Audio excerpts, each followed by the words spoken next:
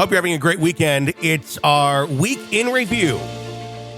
A look back at some of the most compelling stories, conversations that we've had throughout the week. Hope you enjoy. This is an examination of the hidden human condition. This is the Hidden Killers Podcast with Tony Bruschi.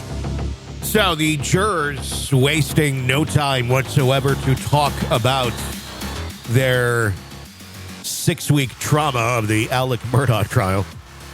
Or experience or bonding time. I don't know how I would look at it. I've never been in that sort of situation, but more power to them to take this experience and share with others. They spoke with the Today Show earlier in the week here and really gave some very powerful insight as to what life was like as one of the jurors in the Alec Murdaugh trial. Again, speaking with NBC and the Today Show, here's what one of them had to say about what stood out the most to them in the testimony that was given. Witness testimony was very believable, and the kennel video definitely played a major part, and his testimony. Yeah. Yes. Another thing that, of course, was brought up many times was that the jury did not have notepads, which when you're going through a 6-week trial, try and remember every single thing you just heard. There was more than 75 witnesses. There was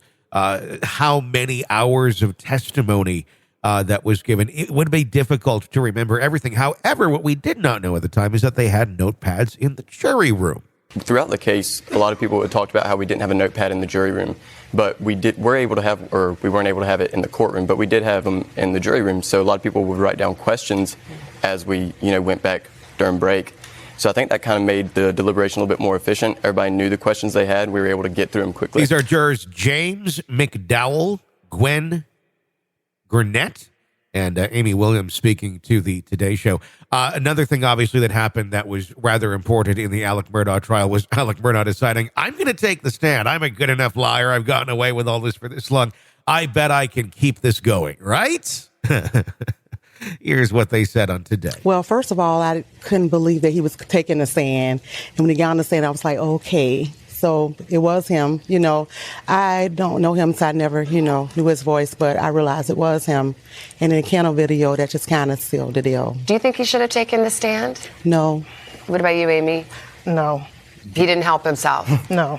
If I was him, I don't think I would have, but I think that he believes that he's so convincing that he felt like that was his last resort. But what about all the money? We already know he's a lovely character, it seems, up here with Pawpaw and Ma and blah, blah, and little Gimpy down the road. All everybody. It was all folksy, and everybody's just loves each other, and it's a lovely, lovely place to live. But what about all that money that was stolen? How much did that weigh on the jury? We could only consider it as part of the motive. It helped showing that he was very convincing and manipulative, and so it made sense. And the Today Show asked a very important question as well. The crying that we saw with Alec Murdaugh that seemed to be kind of turned on, turn off a little bit, wax on, wax off.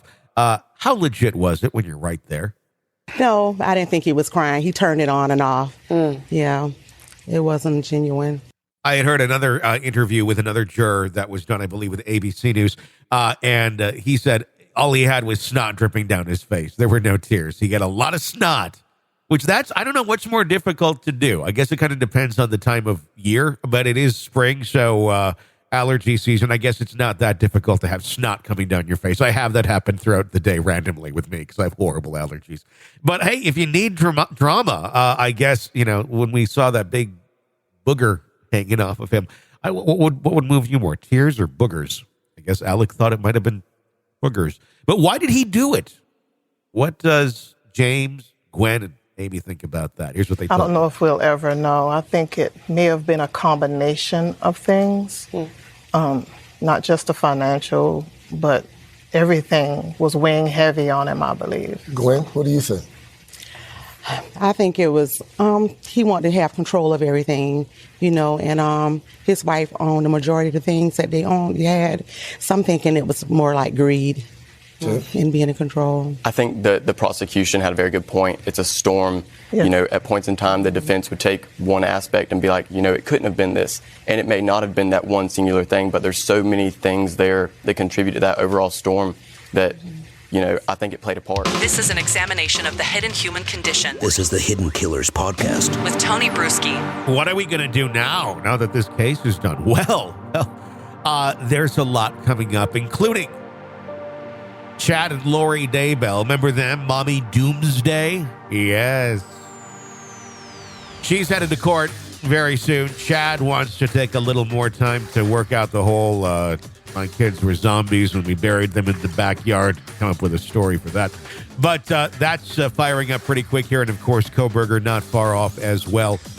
We are covering it all for you. You can, of course, find links to all of the stories in the episode description right here. So be sure to press subscribe so you don't miss any of that and the discussions that we're having on these cases.